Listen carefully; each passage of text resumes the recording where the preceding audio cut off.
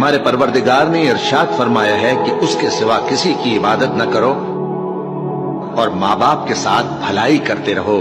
اگر ان میں سے ایک یا دونوں تمہارے سامنے بڑھاپے کو پہنچ جائیں تو ان کو اف تک نہ کہنا اور نہ انہیں جھڑکنا اور ان سے بات ادب کے ساتھ کرنا. اور رشتہ داروں اور محتاجوں اور مسافروں کو ان کا حق ادا کرو اور فضول خرچی سے مال نہ اڑاؤ.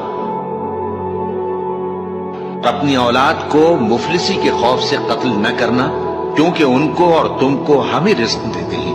کچھ شک نہیں کہ ان کا مار ڈالنا بڑا سخت گناہ ہے.